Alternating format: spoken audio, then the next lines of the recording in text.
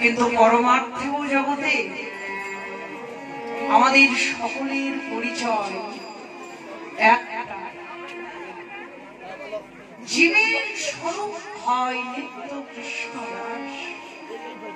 জীবে নিত্য কৃষ্ণ দাস, যাহা ভুলে গেল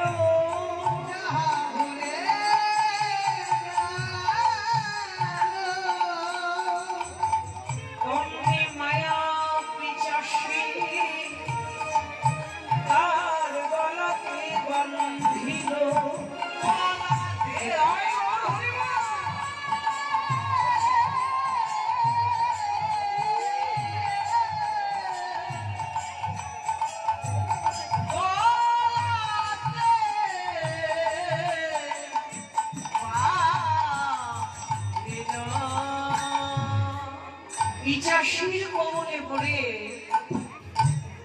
আমার আমার আমার আমার করে মরণ।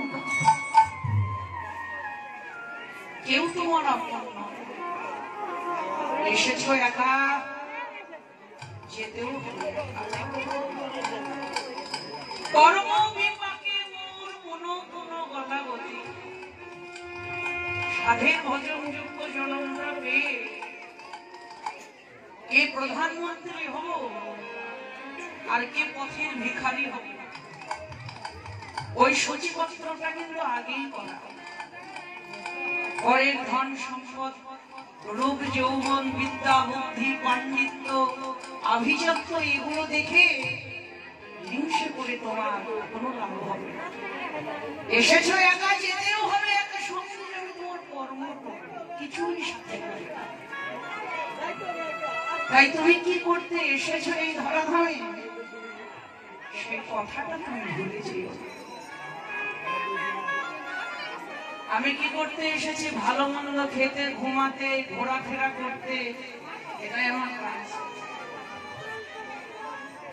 ওই যে জীবের স্বরূপ হয় নিত্য কৃষ্ণ দাস, আমার প্রতিনিয়ত উচিত তিনি কর্তা, আমি তার কর্মী, তিনি প্রভু, আমি তার দাস। আমার সদা সর্বদা উচিত তার চরণের দাসত্ব করা। কিন্তু আমি কি তার চরণের দাসত্ব করতে পারছি?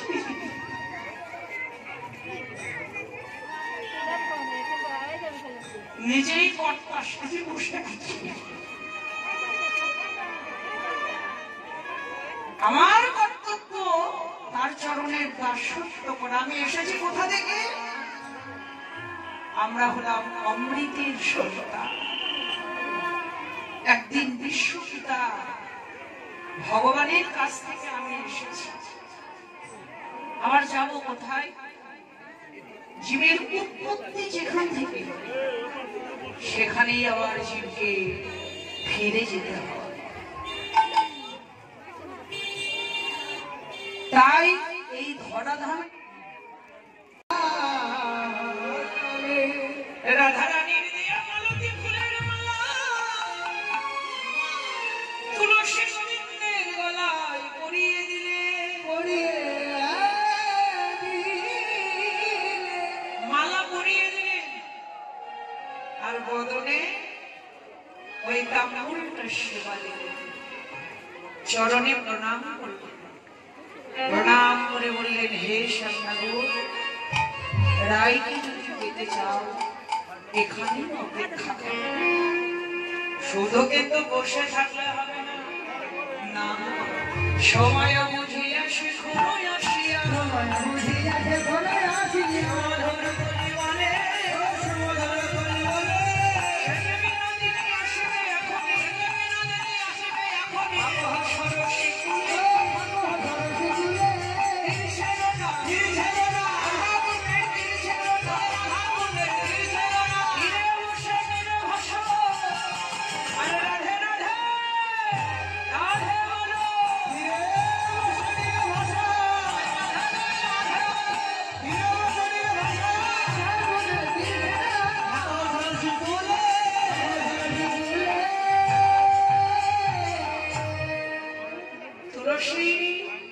গোবিন্দকে রাধা কুণ্ডের তীরে রেখে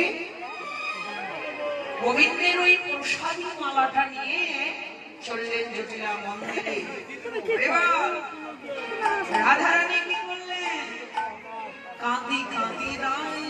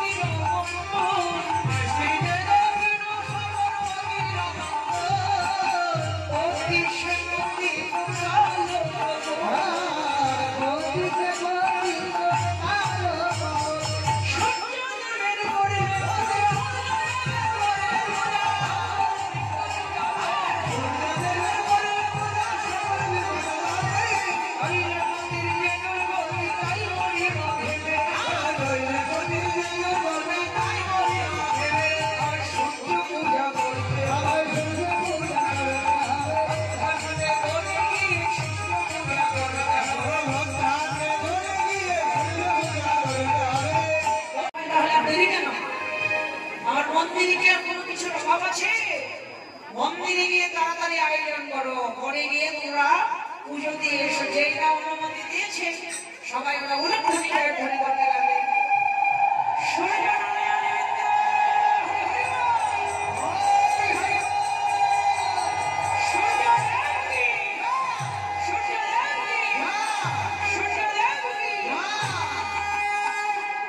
কুটিলা ছিল পাশে।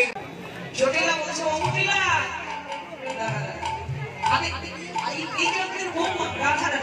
স্বপ্নে দেখেছে তো দাদার অমঙ্গল, আর সূর্যদেবের পূজা করলেই নাকি মঙ্গল হবে, তাই ওদের অনুমতি দিয়েছি।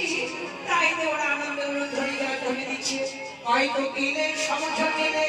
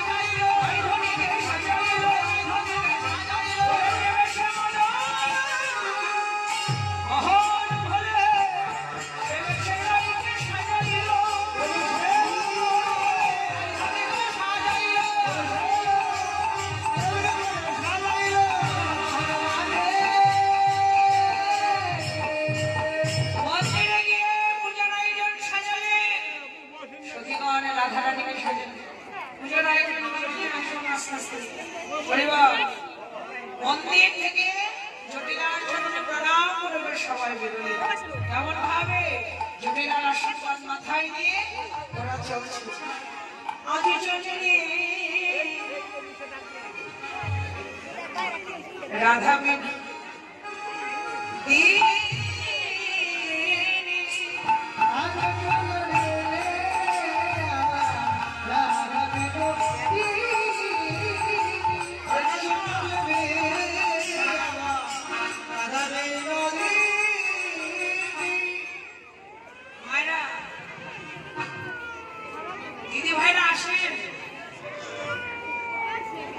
হরে কৃষ্ণ। সাধু বৈষ্ণব, আমার বাবা মা, দিদি ভাই, দাদা ভাই, আপনারা সকলে এসছেন আপনাদের চরণধুলি দিয়ে এই উৎসবকে ধন্য করেছেন। ভগবানের কাছে প্রার্থনা করি আপনারা সবাই ভালো থাকেন, সুস্থ থাকেন, আপনাদের পরিবার ভালো থাক, সবার কৃষ্ণ ভক্তি লাভ হোক। আজকে এই অনুষ্ঠানে যারা কমিটি অক্লান্ত পরিশ্রম করে যারা এই উৎসবের আয়োজন করেছেন তাদের মঙ্গলের জন্য সবাই একটা উলুধ্বনি জয়ধ্বনি করবেন।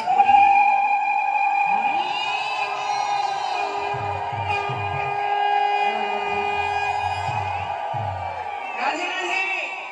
দেখুন পূজার আয়োজন দিদি ভাইরা নিয়ে এসছেন, তো আপনারা যারা পূজায় দক্ষিণা দান করবেন, যারা দক্ষিণা দিতে ইচ্ছুক, আমাদের পক্ষের থেকে লোক যাবে, আপনারা ধীরে ধীরে ধীরে ধীরে পূজার দক্ষিণাগুলো দান করুন। নিজেই কর্তা সেজে বসে আছে, আমার বাড়ি আমার বাড়ি আমার, শুধু আমার আমার আমার আমার করে বলছে। আমি কার? বাড়ি আমার, গাড়ি আমার, স্বামী আমার, স্ত্রী আমার, পুত্র আমার, কন্যা আমার, সারা জীবন তো আমার আমার আমার আমার করে মরছি। কিন্তু আমি কার সে কথা কি কেউ কখনো ভেবেছি? কেউ ভাবি না। সারা জীবন আমার আমার আমার আমার করে মরছি, কিন্তু আমি কার সে কথাটা একবারও ভাবনা ভেবেছিলেন যে সর্বস্বামীর মাঝে এক গোস্বামী, যিনি হলেন সনাতন গোস্বামী। সনাতন গোস্বামী ইনি কিন্তু সাধারণ ঘরের ছেলে ছিলেন, ইনি ছিলেন মস্ত বড় এক জমিদার। জমিদারি করতে করতে করতে করতে হঠাৎ একদিন এই প্রশ্নটা তার মনে যাবে। যেই না এই প্রশ্নটা তার মনে যাবে, আর তিনি ঘরে থাকতে পারছেন।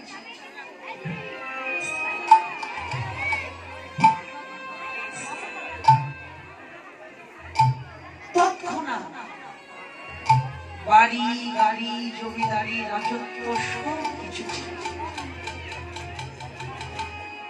একটা কম্বল সঙ্গে করে তিনি ঘর থেকে বেরোলেন। পথে ঘুরতে ঘুরতে ঘুরতে ঘুরতে তিনি জানতে পারলেন গৌরহরি কাশীধামে বিরাজমান। ছুটে এলেন মহাপ্রভুর কাছে, আছাড় খেয়ে পড়লেন মহাপ্রভুর চরণে। দেখো সব ছেড়ে এসেছে প্রভু, আজকে আর আমার বলতে কিছু না।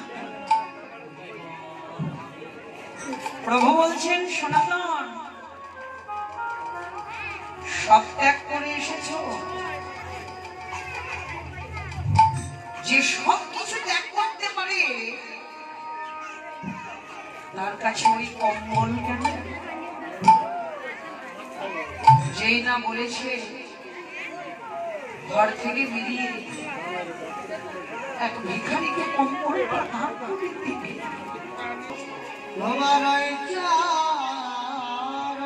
হে প্রভু, সব ত্যাগ করে এসেছি, আমায় যেন ওই চরণ ছাড়া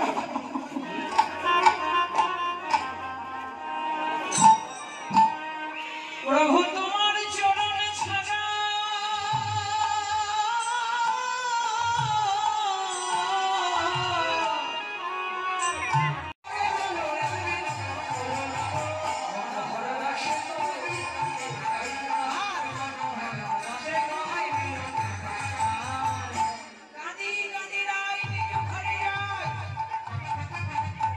জটিলা দেখো এটাই।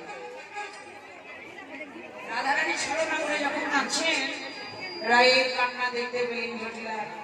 রায়কে বুকে নামিয়ে দিয়ে বলছে, ও মা কেন কাঁদো, কি হয়েছে? রাধারানী বললেন, মা কেন কাঁদছিস শুনবে? আজকে ঋষিকে